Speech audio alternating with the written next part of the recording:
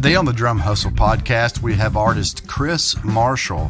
Chris Marshall started out as a percussionist and still plays percussion, but he also hosts many of the jam sessions in the area and plays guitar. He sings, he plays harmonica, he plays the ukulele, he plays piano, and he's in the middle of learning to play the lead guitar. But Chris is best known for his open mics in town, and he plays tons of gigs. He's one of the few people, musicians in town, that get to make a living playing music exclusively. So without any further ado, let's welcome artist Chris Marshall to the podcast. So Chris, what's going on, man? What's up, brother? How you doing? Not bad. Thanks for having me out. Hey, no problem, dude. No problem, man. So, man, how long have you actually lived in Knoxville? Oh, shoot. I moved to Knoxville probably 92, 93. Really? So, yeah, I've lived in Knoxville longer than I've lived anywhere else. So I consider myself a Knoxvillian now. Ah, well, good deal.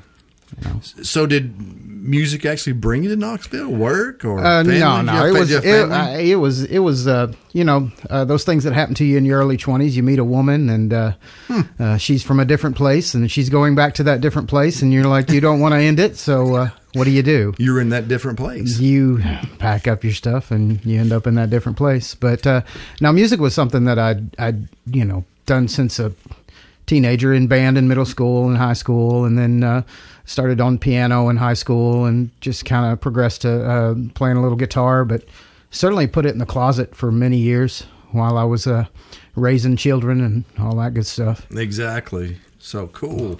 So I can add piano to my next question. Yeah. Sounds like. Yeah. So, man, you can do it all. No. I mean, think about it. I mean, you book shows.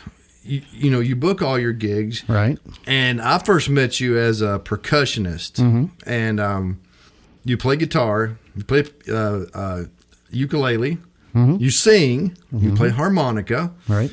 You played piano and probably still can. Little. So what's left? I think you're taking some lead guitar lessons from MVP? Yeah, I would like to. I mean, for all my solo shows and pretty much all the shows, I play the rhythm guitar and sing. Right. At the same time, but I would love to learn to make it a little more tasty in between the chord changes and that kind of thing. So yeah, I've been going down that road, taking lessons from a local legend, Mr. Michael Paul. Dude, he's a beast, man. Yeah, he is. I couldn't think of anybody better to to take lessons from than him, and he's been really patient with me and hard on me as well. So that's coming along. But I'm going to give it a year before I even bust it out on stage, though. I want to be good before it happens. That's where I'm at. I don't want to pull out that big guitar solo and then it just be mediocre. No, they make pedals for that, don't they? They do. They make pedals for lots of things. That's where I'm at on the upright bass, man. I've been dabbling in it for a while, but it's more of it's not so much of a trained jazz style with a bow. It's more of a bluegrassy country style, right. Bouncy feel. Fun. It's just fun, because when it comes to getting serious, then I'll have to play drums. Well, there's something about an upright bass that brings a sense of legitimacy to the band.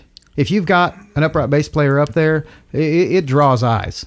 I mean, right off the bat, they're like, "Ooh!" They're like, "It's ooh. a visual thing, too, man." What's that cool thing, Yeah. And so shout out to Will Ross. He's been playing upright bass with Knox Vegas Ramblers for a while, and he is an absolute beast. I think he's jazz trained. Yes, very much so, jazz trained. I've never met him, but I've heard about him. Well, what I love about him is without me even suggesting it or whatever, if we're going into a song that would be better served if he was on the bow instead of thumping. Yeah. He'll switch to it, and it's just perfect. I oftentimes get whiplash looking back at him going, oh my God, that's great, Yeah. And it's having the ear to know when to do change it up like that too. Oh yeah. Oh, he definitely does have the feel. We got, musical chemistry is something that, is priceless. And if you can find some musicians that you have that with, I mean, I don't know, you've probably played what? 10, 12 shows with me or Knox Vegas Ramblers at some point. And we had that chemistry as well. Absolutely. It was a lot of fun. We did. Yeah, it was big time fun, man. Well, whether you know it or not, you've helped a lot of musicians in Knoxville. And, whether it be for encouraging people to just get out and do it and things like that. And people, and a quote that I always like that you always said, people say, man, how do you do this? How do you pull this off? And it'll be in some random post. People might be complaining about, well, I can't get this. I can't do that. Right. And you say, I pay my musicians. Well, I pay the guys. Yeah, well, that's what it takes. I mean, the thing is it is kind of for me to say that it is a little simplistic and jumping a lot of steps, because going from wanting to form a band to paying your musicians is a big switch. I mean, there's a lot of steps in between. Yeah. In order to get a place because the only reason I pay them, it's not out of my pocket. It's out of whatever, we're making. It's the cut from what we're making on the show. But in order to do that, you have to get a place to agree to pay you a full band price so you can pay your musicians. And, that takes, for me, what I've done is always say yes. If a place says, can well, first off, be able to play a show by yourself. Yeah. Be able to rock a show all on your own. Exactly. That's the most important thing. Exactly. Right. Exactly. So let me ask you this then. I know you put bands together, and I'm going to get to this down the road a little bit more, but just in general, when you're looking for a percussionist, because when you're looking for a percussionist or a drummer, what attributes what criteria do you use to choose someone? I mean, is it attitude? Is it ability? I mean, I know maybe it's a combination, but I want your opinion. I would say first and foremost, it's tastefulness. Oh, okay. Because that says a lot about their attitude. If a drummer is tasteful, he's playing to the song, and he understands that it's not about him. It's about the song. Mm-hmm. And that's really what every band member needs to realize, that this is not about you. Lead guitarist, turn down. Drummer, don't hit so hard. Okay, let's play to the song. Now, if it's a song, of course, it's really rocking, and that's what it needs. That's what it needs. But the majority of your stuff that you're out there playing money for isn't stuff that's going to, blow people out of the room. That's not what you want to do, because you'll blow them out of the room and then you'll never play there again. Right, right. And play to the room. I have to. Yeah, exactly. If you're playing the open chord, you have for example, a little more freedom volume-wise than you do a restaurant. A restaurant gig. Right. Yeah. I mean, you're not going to pull out some big, rock show and then take off your shirt and throw it into somebody's chicken nachos that they're eating, down one there. Time. You get to do that one time. You get to do that one time. You better hope you get a video on Instagram of it. Because you won't get it. So it's a whole different thing. So to go back to your question about choosing a drummer, or how do you pick a percussionist or drummer? Right. Well, first off, I've been pretty lucky because I host a open jam weekly, and so I always encourage instrumentalists to come in, percussionists as well. Come in, set up your drum kit, and I kind of get a test run with the people that do that. Oh. And then if it ain't jiving, it ain't jiving. But if it is jiving, we talk afterwards. And, usually I end up hiring somebody. There's been a couple of drummers that have come out to the jams that I've hired afterwards because, I needed a drummer for a certain date. And I knew from jamming with them at the open jams that it would be just fine. But you kind of feel it. It's once it starts happening, you realize, this is somebody that, that is going to make 3 hours feel like nothing. I know what you're talking about when it goes by that. It's like, bad chemistry will make a 3 hour gig feel like 5 hours. Whereas good chemistry, it's like it's over already. Yeah, exactly. Yeah. I know it, man. I know, and I think you have also something that I wish I had, and a lot of people have, is maybe seeing potential in people. Right. Even if somebody, think about the first time. Or I can go back to the first time I may have went to a blues jam and jumped up there. And, I even though I was a good drummer, my nerves and anxiety probably made me sound like I was a 11-year-old. You know what I mean? Right. Well, you probably thought you sounded a lot worse than you did because of that anxiety. Right.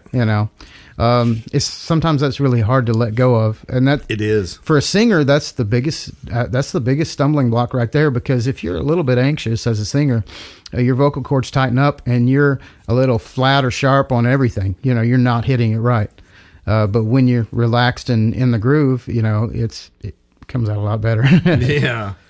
So that's something you might tell some up and coming percussionists. A percussionist can get too loud too. In certain places that we play. No, that's my first thing is tastefulness. Don't be too loud. If I've hired a few hard hitting drummers just sight unseen because I'd seen them play with other bands, or they were recommended as good, and then they hit so hard that, I put on an acoustic rock style show. I'm playing an acoustic guitar for rhythm, that kind of thing. It's not hard driving.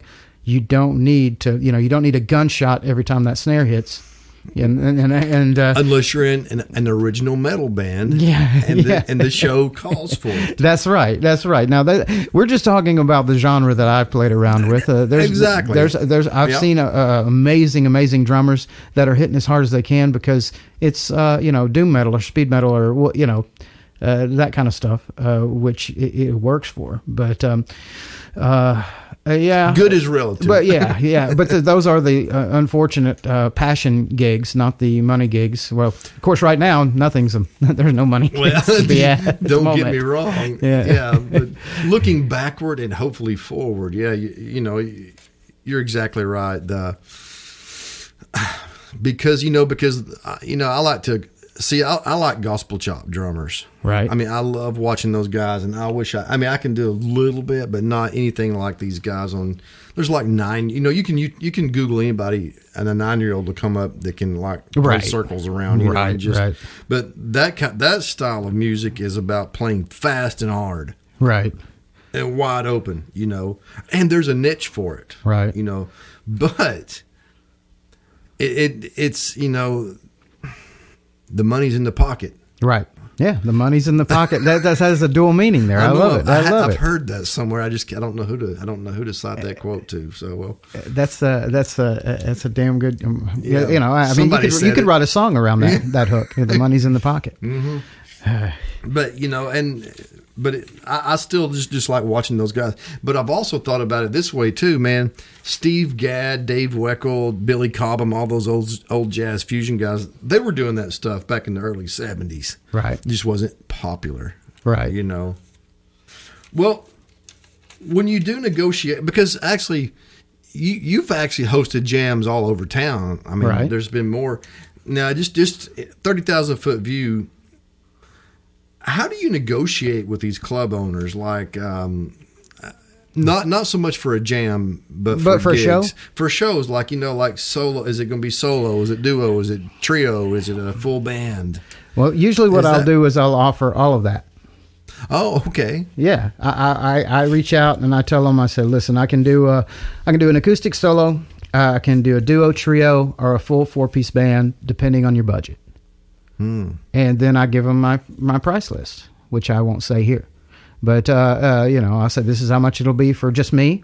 If you want a little more dynamic show, we got the duo. If you got the room for a band, I can do a trio or even a full band, and this is what it costs for that, if you want a really dynamic show. And some people, the thing is club owners know what they're looking for before they even hit you up. And hopefully they've not been hit with some people who are just really lowballing just to get a show, and are thinking that, you get what you pay for. But goes back to what I was saying before, be able to do a show all on your own. And then if a place asks for more, then say yes and put that together if you don't already have those guys ready to go on that night. So kind of like you get as many people as you pay for, almost. Right, exactly. Well, I didn't mean it in a negative way either. No. But yeah, if your budget's $200, you're going to get 2 people. Yeah. Pretty much. Pretty much that's the way it looks. And then if you want more, then make sure everybody is getting a little money. And then once I have that show, then I'm able to reach out to people like you. When you get a text message, hey, March 24th, $100, you want to do it? Yeah. And you're like, oh, okay, yeah, I'm free. And right. The thing is also have 2-3 others on that same instrument that you're just as good with, in case you're with another band that night, or just don't feel it, don't want to play, or got something else going on. And it's not just drummers. You have bass players and guitar. I mean, you gotta be about 3 deep if you want to be able to say yes every time. You got to be about 3 deep on each instrument. And you actually take that to the extreme, which I think is a good thing. There's a lot of good bands in Knoxville. There's a lot of but I'll see some bands. The lead singer might have a solo gig or a full band gig, and then he or she may go do an acoustic duo gig every so often with somebody. Right. No one particular person, but there's several people that do that, but your approach is much more oriented to I can make it happen. Give me a few minutes. Yeah. I don't even say give me a few minutes to say yes. I say yes. Yeah. If someplace says, "Hey, can you do full band on March 25th?" I say yes. You're 3 deep. As long as I'm off that night, right. Because I host enough jams and connected with enough musicians to be able to network. And there's been a couple occasions when even the 3 deep I had, everybody was doing something. It was a holiday weekend or whatever. It was just gigs were hot right then. So the good ones, or the ones that I knew about, had connections with, might not be available. And, you can put out that blanket Facebook post of, hey, looking for a bass player for this night, but you can run into trouble there as well. I've often found that the hardest fill-in player is the bass player.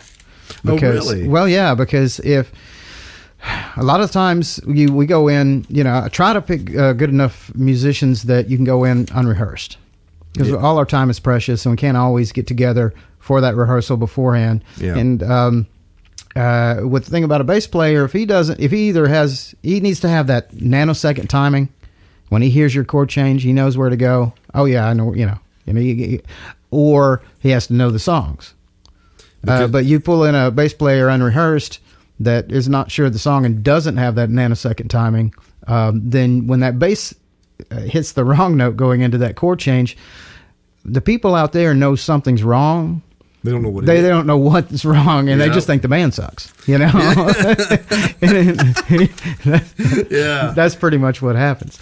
But and I guess the advice to all of the other side musicians who are looking to book more shows and have frontmen that want to work with them a lot would be the tastefulness. And of course that comes with, and then usually when you find a good tasteful player, they have a really good attitude.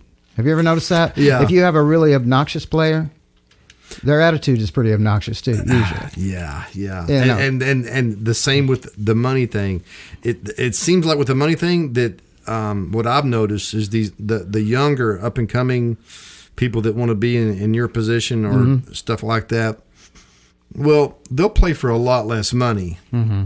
Well, they don't. What kind of bills do they have if they still live at home? Especially, right. It's like I hate that the market's being driven down by stuff like that. Well, the thing is when you first get started in it, and I went through this as well a little bit.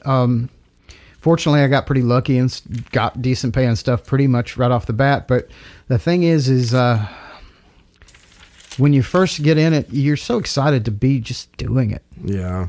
That, it's not really about the money for you at that point. And you don't realize that you're actually doing harm to the industry as a whole, because you're putting a mentality out there to the people who hire us that, this is a really, thing that's of much value, because these guys are willing to do it for this, these guys are willing to take home $25 a piece, for a 4-piece. And, and don't get me wrong, do that all you want in original scene. That's fine. You make nothing in original scene. It's just to get your music out there. Exactly. And that exposure. I agree. But in a cover scene, you're a human jukebox. Yeah. I mean, that's what you are. You're playing what they love and what they remember, and that has a lot more value than originals, because you go out to just your normal restaurant or bar and do a 2 hours of original tunes, they're never going to have you back.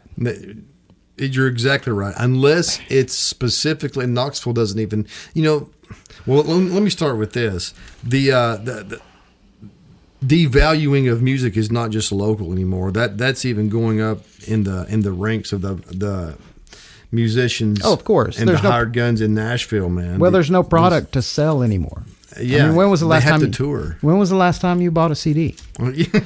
Yeah. Yeah. I bought merch from bands to be nice. Last way time more. last time I bought a CD, it never got played, but it was bought just to show as a symbol of respect and to show support to the artist that I thought was good. You know. I agree, man. And I didn't need to buy a CD. I went and saw them live around Knoxville all the time. You know. So Right. now what I was saying about original shows not being able to make cover rates at normal place, small venues. There is one exception. Now he doesn't do he doesn't do all night of originals, but he's such a personality and an engaging talker that it doesn't matter what he's singing. You leave there with a smile on your face, and that's Kirk Fleda.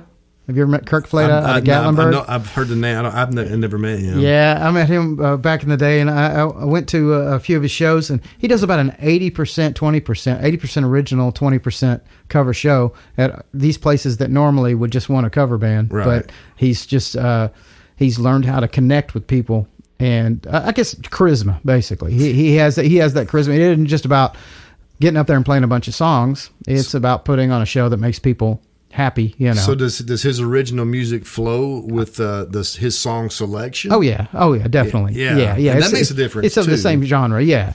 Now, I mean, I'll do originals at these cover shows. I kind of sneak them in. Yeah. About 3/4 into each set, I'll put in one original, and I don't introduce it as an original either. I just play it, and then if people are digging it and like it, and I get some applause or whatever, I'll say, yeah, that's one of mine. Right. But if it's and that's something tough for a drummer too when you throw an original. Oh, that's true too. Yeah. I mean, of course, unless the progression is the same, right? I mean, or a standard progression. Well, the thing is there's two types of drummers I've run across. Some that will be like, send me a song list. And then they'll want to, of course that night hits and they're doing it just like the recordings. And my version isn't always just like the recordings. And then there's the drummers that are just like, whatever, I'll feel it out. And it turns out beautiful, Yeah. And I think, I guess the key as a drummer would be to be able to do both. Because if you got some band like what you're involved in with the Steely Dan tribute band, they want it recording quality. Yeah. They want it just like you were playing the CD. That's the whole point of it. Yeah, the whole tribute band scene. Right. But it's kind of a breath of fresh air too. Which, don't get me wrong, I love doing that. Wouldn't trade it for anything. But to be able to, from a drummer standpoint, this is maybe some advice too, is eye contact with your band. Oh, and ear contact. Oh, yes. Listen. Yeah. If you listen and watch, because when I'm back there playing and the song comes up, I don't know, and the guitar player kicks it off. Well, I can kind of feel where the one is, right, where the right. two and it's just like, man, if you use your ears and use your eyes and watch for cues, and then you can go on autopilot with your playing if you're practiced enough, you know. But you're right. Sometimes those make for those moments that are hard to get back. Yeah, well, when you can take a cover and you can make it your own, and the drum beats may be different. Yeah, the way I'm singing it may be different. Even the rhythm guitar might have a few different inflections than the original. But as long as it's an entertaining performance, then you're going to be fine. And so that now I have a good one for you because that's the perfect segue. All right, here you are. Chris Marshall has a gig on a Friday night. The gig's over. Everything went well. Right. Okay, it was say it was a 4-piece. Say it was 3-piece. I don't know. Doesn't matter. Okay. You may have a gig Saturday night with a completely different band. Well, yeah. Yeah. I mean, in reality, this could happen. And it has happened. Yeah. And it has happened. Okay, so let me ask you this. How does that affect you on the Saturday night? Do you have the oh my God factor, or no? I'm excited. Or do you feel like a hired gun yourself? Well, I'm a hired gun by the venue to sing the songs. But the feel of the song will have to be different. Well, that's what I love about it. because with KVR or Knox Vegas Ramblers, right, what I've tried to do is it is a revolving group of musicians. There are a core few that play most of the shows, but for the most part, it is revolving to these different musicians. That way, every time we do a show, it has a little bit different feel to it. It's not the same show every time. All right. Michael Paul's played with KVR plenty of times, and when he plays, it's got a really kind of a rock, almost. He does that chicken picking stuff, and that kind of thing, and it's very signature and blues, and it has a particular sound to it. And then some nights it was Mark Rosinski, who's got a master's degree in jazz. So the songs were the same, but the feel of them had a little bit more of a jazzy feel, and that makes it nice and diverse for me too. So I don't get sick of doing it, I've got it's a different mix of people, and you're on your toes too. Right. And I don't always have your standard setup. Like sometimes I'll do, instead of a lead guitarist, because I always play the rhythm guitar. So instead of having a lead guitarist, I'll have a keys player, and the keys player will do lead. Oh yeah, that's instead. Right. You have Matthew Kerr, and then there's been times that even though I play harmonica, this guy Sean Irwin is so much better than anybody I've ever met on harmonica. I'll hire him to be the lead instrumentalist instead of a lead guitarist, because he can do it, and he's one of those that can make harmonica sound good even if it's not a harmonica song. I mean, he knows what notes not to play. Which sometimes that's the main thing. It's the most important thing. The especially, and even from a drummer standpoint, it's the space. But depending on the genre, right? Obviously, it's the space between notes. Oh yeah, it's the feel. It's you got to find that feel, and sometimes that pause before you go back in is more dramatic than if you filled it with a bunch of fills. A bunch of 30-second notes. Yeah, exactly. Man. Yeah, well, you're the master of open jams in Knoxville, man. Open mics. I can tell you how that all got started. If you yeah. Well, I mean, absolutely. Open mics, open jams were the reason I'm even doing this, because when I decided, like I said, I played as a teenager and young adult, and then pretty much put it in the closet for a while. And then after I got older, my kids were, in high school, and I kind of pulled it back out and started playing around the house and getting better. Started incorporating some singing and finding my tone and finding my voice and that kind of thing at the house. But, nothing's going to happen until you take it out there and break it out in front of people. And so I started going out and doing the open mics early, and I would frequent the open jams a lot. Sometimes I'd do it, when I first started doing it, it was just as an instrumentalist. I would play harmonica, or I would bring out, a lot of times they were just acoustic open jams, and I'd bring a cajon out and do percussion, or a conga kit, and do percussion on that. And it wasn't long before I had some of these singer players that had gigs that wanted a sideman, wanted some percussion, wanted a harmonica player. So what I would do was a combination of percussion and harmonica. Mm-hmm. Sometimes at the same time, I'd sit on the cajon and play harmonica with one hand and play percussion with the other. And it was a cool effect. It got people's attention. And I started booking on the regular with guys like Matthew Hickey, sometimes even Josiah Atchley. I'm trying to think of some of the other ones.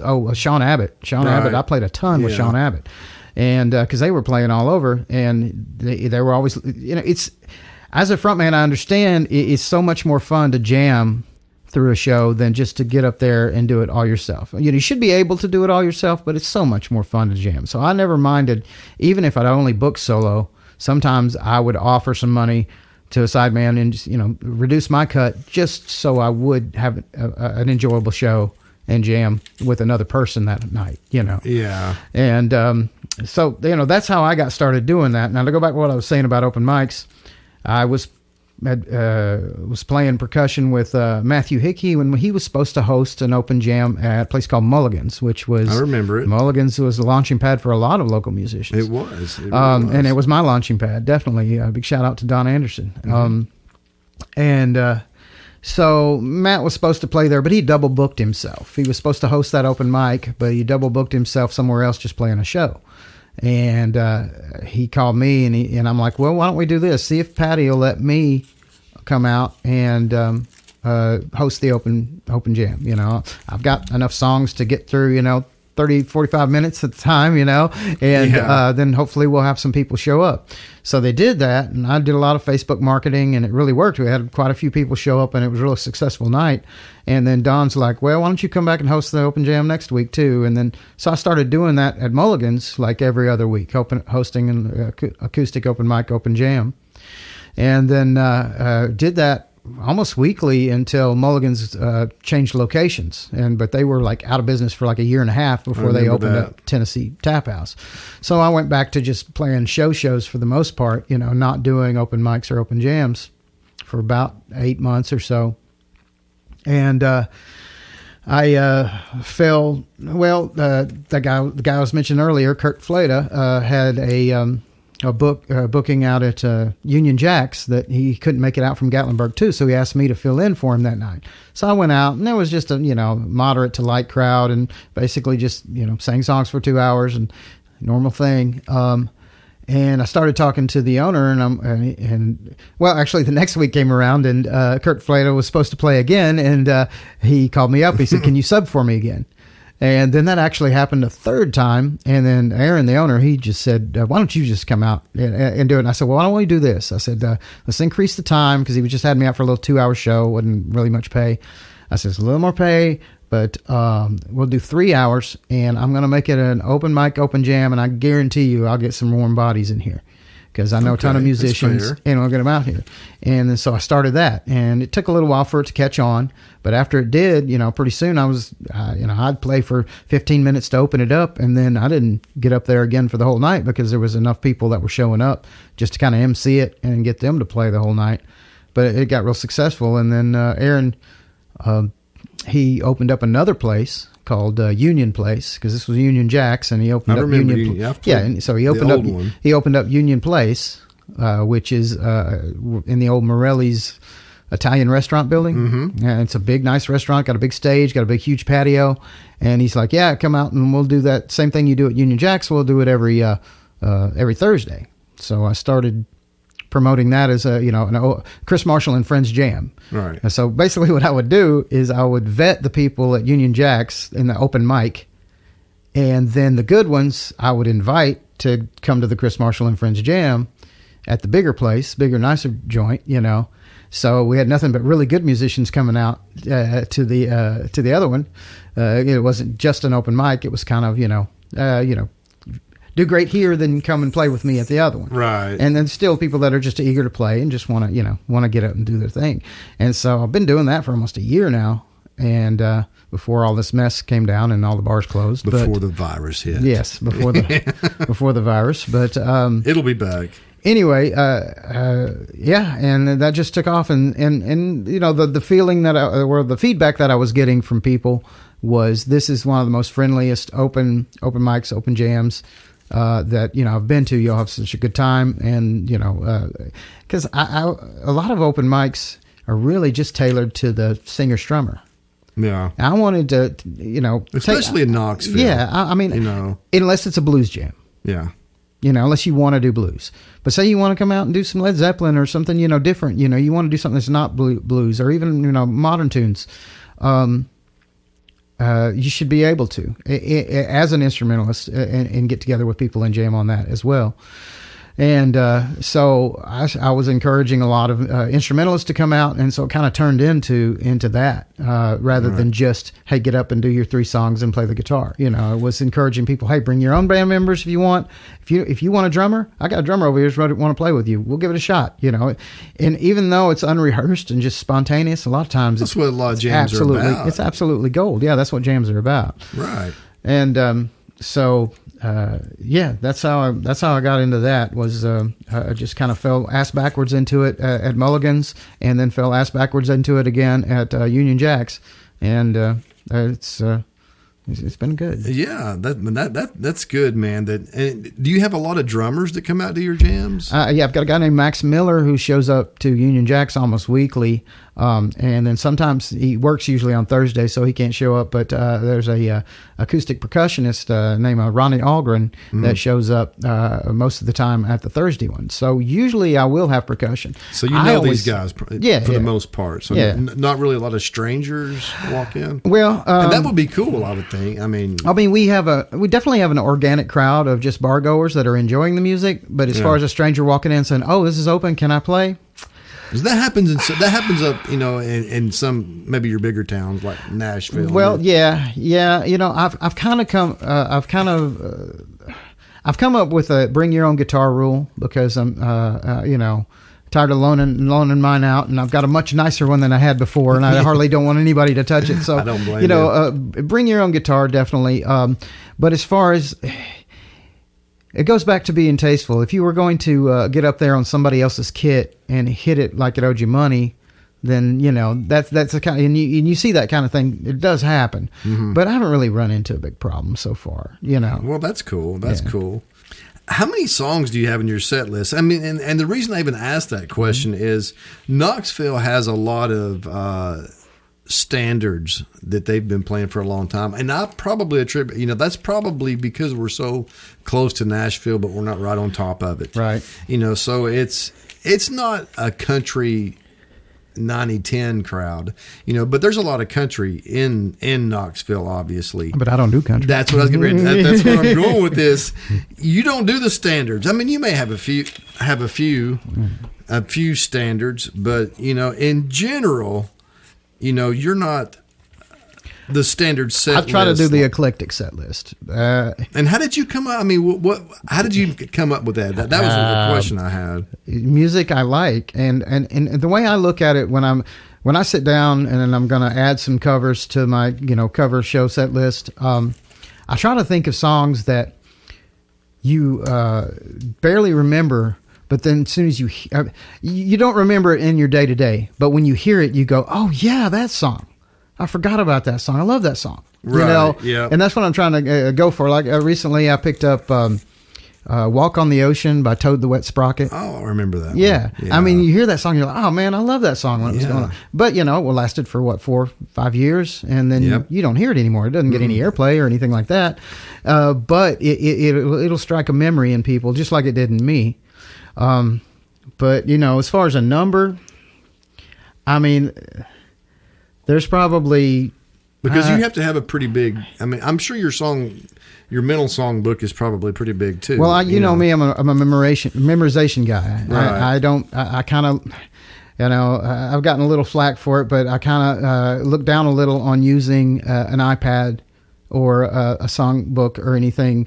If you're not an instrumentalist, that's fine. If you need to know the progression or whatever as a guitar, as a bass player, that's fine. I got no problem with that. As a front man, there needs to be nothing between you and the audience. Just you and your passion going right out to them rather than you reading off of a screen while you do your song. Now, I understand that when you get requests, it makes it so easy to just look that request up and then pull off a half-assed version, by reading it. But the way I feel about it is if it isn't one you've got locked in and can do a good dynamic version of it, probably shouldn't even do it. It's not ready yet. Yeah. If you need visual aid to get through the song, then it's not ready for public performance. That's the way I've kind of looked at it. That's a good way to think about it. I mean, if you were to get lucky and book a show at the Bijou or book a show at the Tennessee Theater, are you going to get up there and take requests? No, no, you're not going to take requests. And are you going to get up there with an iPad holder in front of you as you're on the front there? If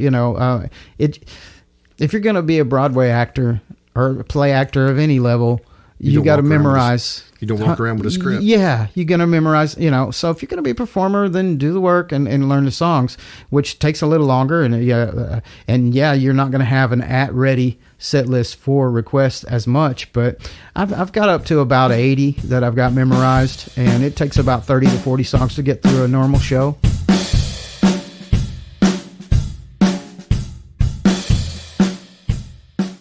I don't know if he was full of, I didn't know if he was. Yeah, there's one in every crowd. There's 1%. So when you're putting these songs together, obviously you think about it from a drummer and percussionist standpoint because you're one yourself, right? But do you think about it as well? Is this something that I can pull off as a solo gig, as with a duo, a trio, and a full band? Because some songs may be tough to pull off. The only stuff that I don't, in my set list that I don't do if I'm solo, are the ones where I've got a band behind me and I'm just singing and playing harmonica and not playing guitar. Oh, okay. Because as a solo, I've got to do the rhythm guitar. Otherwise, there's no music unless I want to sing it a cappella and then play harmonica. And that, works around a campfire, but not so much. Yeah. So on your solo gigs, I'm not sure if it's so popular. Well, I guess it is a little bit. Just depends on what it is. Have you ever seen? Do you use electronics? I guess first of all, do you like use loop pedals and stuff like that? You know what? I haven't. I have not gotten into the loop pedal thing. I would love to because you can make some really cool stuff happen. Masters of those loop pedals like J. Luke Cochran and Ricky Mitchell. That can just make some amazing things happen with the loop pedal in town. Well, not Ricky anymore. He's moved to Ohio. Up in Ohio now, killing it up there. Will be as soon as this all. Well, yeah. But anyway, we're speaking. We're going to keep it on the positive tonight and speak like the music scene is vibrant and hiring at the moment because it will be soon. Yeah, we're just going to chop this little part of history out maybe and learn from it. And it may all change, man. I don't know. Well, maybe it'll change for the better. I don't know. We're definitely going to once it all opens back up. I would think we would have a surge of people wanting to get out and socialize. And people better. I mean, there's a lot to rehearse on right now. Yes, and right now, motivation. Use this shed time to really get where you need to be.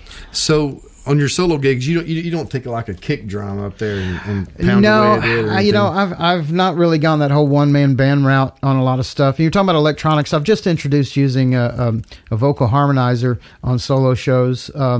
For choruses and things like that, but that's another thing you got to be real tasteful with. Otherwise, you're just singing the whole thing. Kind of sounds robotic. Yeah. But if you dial it in right, and know how to use it, and you only tap that button when it needs that little accent and not when it doesn't, then it actually is really, really nice. It really is. But fortunately, most of my stuff. I rarely do solo anymore. It usually is duo for the most part. I usually can convince them to do a duo, and then most of the time it's with Matthew, and he's a great harmony singer. So we'll do, we'll have those vocal harmonies without having to use the electronics. But for the most part, no. I mean, the only electronics are just amplifying what I got. Are you completely out of the acoustic or the percussion stuff right now? Right. I don't really do any sideman work anymore. I used to when people were asking me to do it, but once I started booking stuff, because you were good, man. I mean, you had your congas sounding great. I mean, those things sounded. They were loud, and I mean, not. I mean, loud. I just mean the tone of them. Yeah, they would just sound so full, and you knew how to play them too. Obviously, you practiced at it. Right. You didn't just wake up one day. No, I didn't just wake up. Well, I mean, I did wake up one day and said, "I want a drum." Yeah, and I went out and I got a drum, and then I would put headphones in, sit out on the front porch, and blast music, and then just match beats and learn to try to make it, just make it sound cool. If it's off, it's off. You might not be. Yeah. The thing is if you got an ear for music, if it's off, it's off. If you have any musical self-awareness at all, and then you try to keep practicing to where it's not off. But did I take lessons on how to play hand drums? Not necessarily, other than a few YouTube I was going to say and, YouTube University is all. Yes. Yeah, I did. I went to YouTube University and learned to play percussion. But that was just kind of another ass backwards thing where somebody, I took it there just to have some fun playing it, and somebody asked me, "Hey, come play a show with me doing what you just did tonight when we were playing."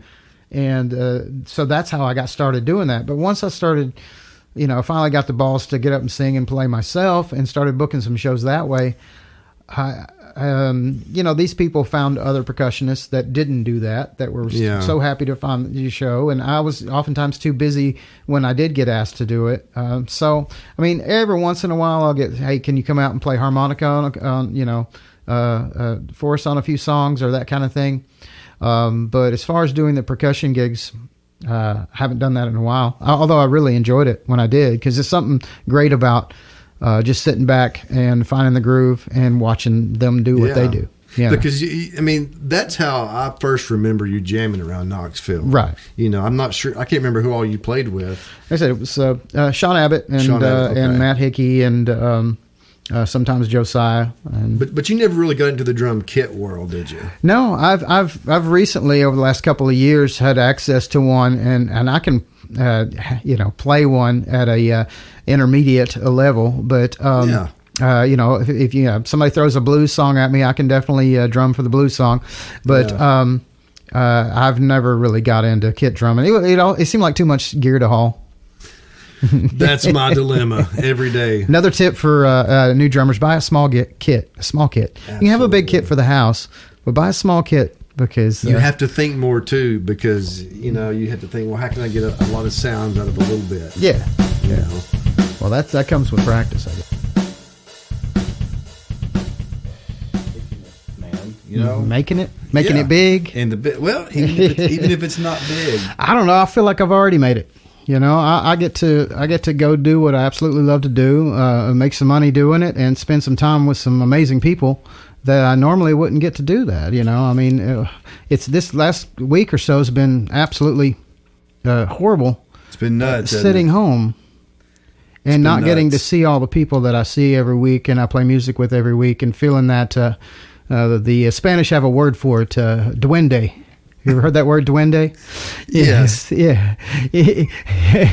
Duende, it basically means that high that you get off of playing music with other people. Oh, okay. So, when you got a really good groove going or a good jam going, I mean, it's an adrenaline rush, and you get addicted to it. Yep, absolutely. You do. Yeah. And it's been really tough. I mean, we've had a couple of backyard get-togethers and that kind of thing. Everybody sits 10 feet apart and plays their music. And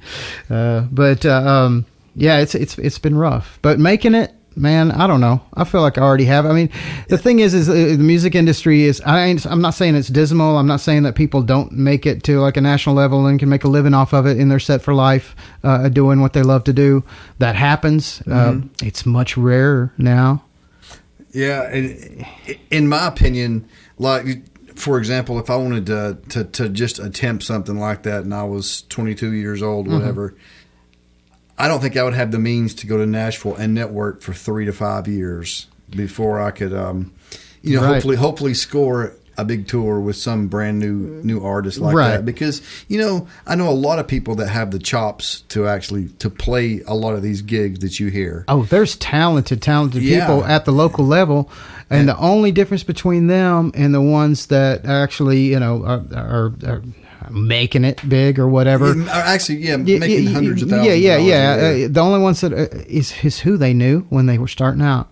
I think it's networking. Financial backing, too. Financial backing, absolutely, because networking, and I think that there is a big thing called attitude too. Oh yeah, yes. Because I know I don't know a lot, but I know drummers that are just freaking can drum circles around a lot of people. But they're nightmares. But they're freaking assholes.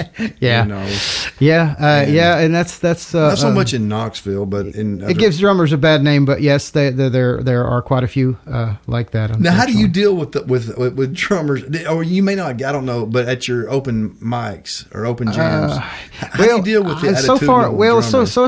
So far, I've been really lucky in the fact that the ones that have showed up have showed a really good attitude. Gotcha. I've not dealt with what I've seen happen at, say, some of the blues jams around here and that kind of thing. When you get somebody that's just full of attitude and wants to overplay and go their own direction, and the worst thing you can have in any kind of jam situation is a bad drummer. Yeah, it really is, because if that drum beat is off, everything just sounds like a train wreck. Yeah. A good drummer makes the band, actually. a drummer, from a drummer standpoint, we've all messed up and turned the beat around upside down, and then, but my thing, or even whatever your mess up may be, drop a stick and it go wonky for a minute. It's the recovery. Oh yeah, is how good you can recover, and you kind of have to practice that. I don't mean to intentionally screw up on purpose, but it might not be a bad idea. Yeah, and that's the same for singing or playing lead or any of that, because I mean, it's not the wrong note isn't the most important thing. It's the note you play right after it. Yeah, it's how you follow up from that. If you make it sound like it was kind of intentional in the first place, then nobody even notices.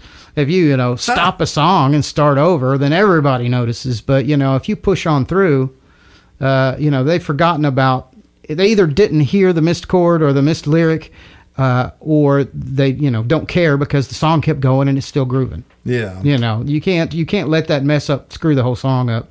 Like I said, the note after, the recovery, that's definitely important. You've never been part of the original scene, have you, in Knoxville? I've got a ton of original songs. Probably an hour's fully, worth. But, fully original. Well, or you may have. I don't know. Well, I've played all original shows. Okay. Yeah, they just. Cool. They're basically pro bono most of the time because that's what it is. Yeah, you might get a cut of the door, depending on what they make. Yeah. I've done a few all original shows. There was a place that opened up for a little while called Troubadour Roadhouse, and it was over in the Hamburg area, and they were all about the original scene. So I would go out there and I would play nothing but my originals, and then they booked me for a full 2-hour show, and I did, I'd say 95% originals, maybe really? a couple I don't of remember covers. That place. But is it gone? Yeah, it didn't last because there's not a whole lot of people that want to go out and see original music, unfortunately. And I've noticed that regardless of the genre, I guess the rock is still barely hanging on. Like back in the 90s. The metal scene is mostly all original, and there's a good following. And it's barely hanging on, though. It's barely hanging on, and that seems to me it's more about the culture than it is the music itself. I mean, the music is a big part of it, but it's definitely a culture of people, and which I guess all of it really is. Well, unless I would like to ask you if you had any last words, advice, and I know you have some advice for band leaders. Pay your guys. Pay your guys. Have a good attitude. Come. Be nice. Treat them with respect. That's just good business. It is good business, and you get repeat musicians. Oh yeah. And the more gigs you play with them, the sharper you'll get, because those gigs have just become rehearsals after a little while. And, you just sharpen up. Like Matthew is probably the one I've been gigging with the longest, and we know where each other's going before we even get there. And it's great when you have that feeling with, that kind of rapport with somebody out there. Is he still with Matthew plays with Summoner's Circle, which is a doom metal band. He plays keys for that, and he does bass for Sean Abbott sometimes. He went down recently and played Key West with Sean Abbott for a week. He does doom metal, yacht rock, and country. Yeah. Okay. Yeah, is that what you call what I do is yacht rock? I don't call it yacht rock. I had somebody tell me that what I do is yacht rock. I'm like, okay. I mean, it's not really that tropical stuff, but I do some Marley, but I think yacht rock is the 70s pop music. Oh, okay. The summer breeze stuff. Makes me feel. Yeah. Well, man, thanks a lot for coming down, hanging out, and talking and jamming with me, and let's do it again, bro. Let's do it. Okay, man. All right. Have a good night. Later. What a great chat with Chris Marshall, Mr. Chris Marshall. Some amazing insights on his outlook on the music scene and the music industry. And there's a lot of things that we drummers can take away from that. And one is it's not completely all about going out and memorizing 180 songs or 80 songs like he has in his head, but from a drummer standpoint, learn the feel of those songs so you can jump in and improvise and be a cool guy and play tasteful. Learn to play with dynamics. Learn to play loud when you have to. Learn to play very quiet and very soft when you have to, and you will get a call back. Play tasteful, guys.